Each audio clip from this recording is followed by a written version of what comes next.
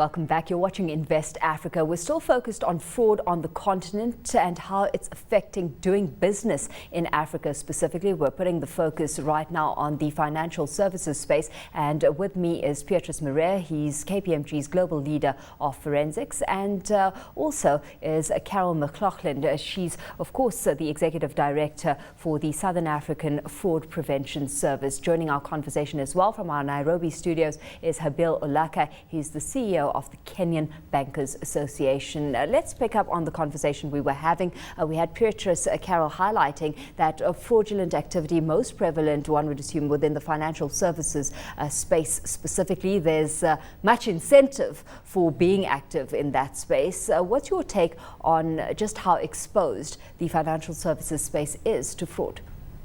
Extremely so. Every customer touch point they have in the organization is basically at risk.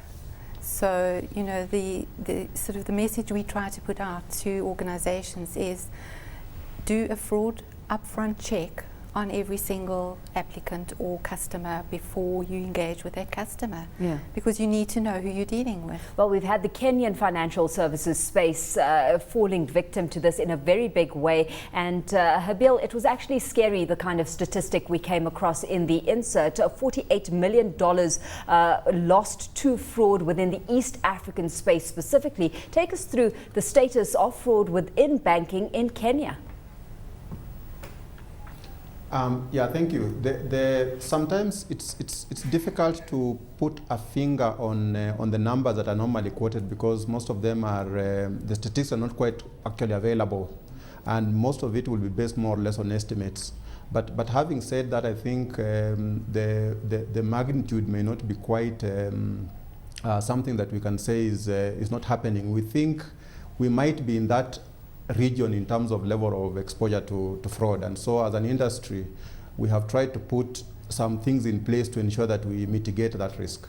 Take us through some of the detail on that front. What exactly are you looking at putting in place in order to curb activity? Oh, quite a number, because at least within the Kenya Bankers Association, we have got a specific committee called the Bank Fraud and Security Committee that reviews the trends, the typologies, the upcoming vulnerabilities in the system, and then recommend ways forward.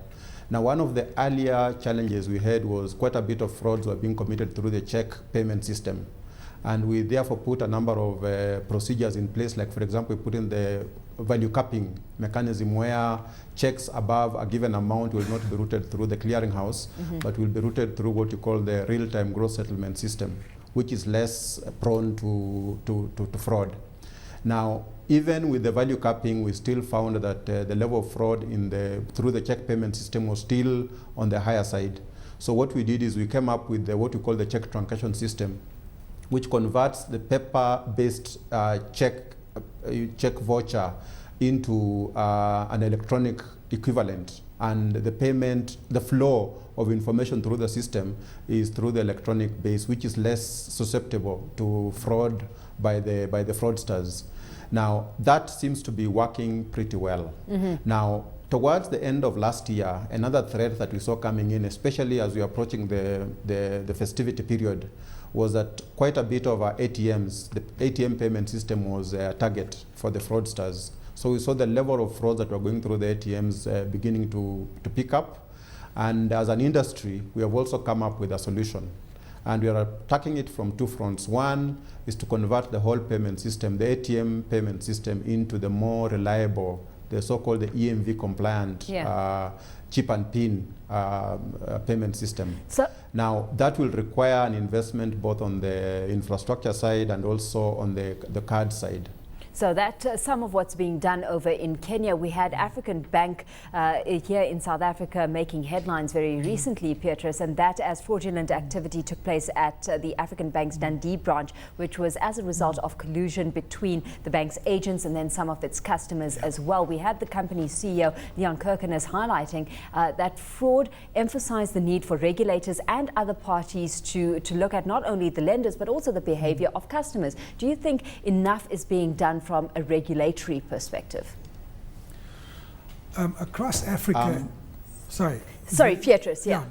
across Africa, obviously we're dealing with a number of different regulators. So Habil must probably be best to comment on the level of effectiveness of the regulators in East Africa or in Kenya. But I think our regulators are strong in Southern Africa or strong in South Africa.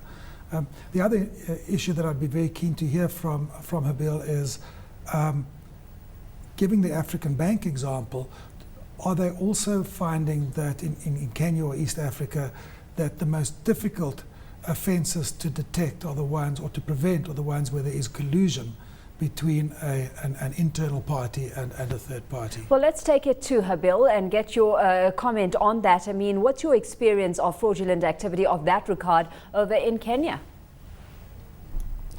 Yeah, I think we have detected cases of evidence of collusion between the internal staff and the fraudsters outside, and the role that the regulators played in that scenario is that the regulator keeps coming up with the recommendations and suggestions to the industry on how best to safeguard ourselves against that kind of trend. And so things like the KYC, they know you are. In this case, it's really know your employee well, so that the recruitment process has got controls in place to ensure that you are employing somebody that is not known to have committed anything.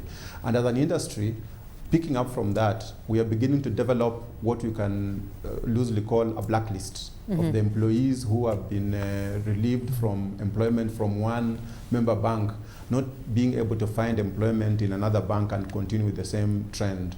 So we are trying to develop a blacklist of such kind of employees so that we can have a reference point against which you can check before employment.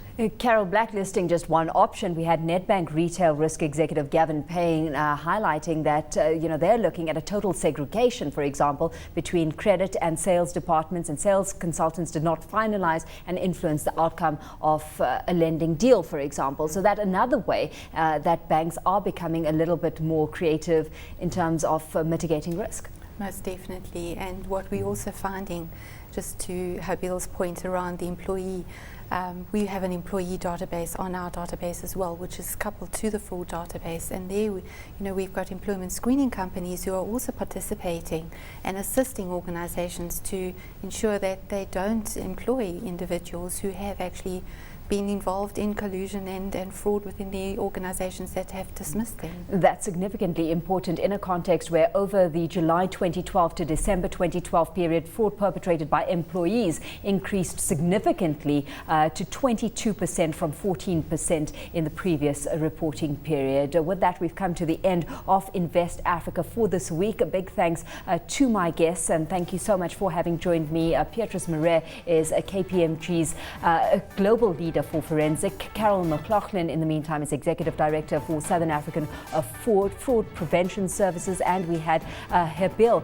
joining us from our Kenyan studios as well. He's the CEO of the Kenyan Banking Association. From me, it's goodbye.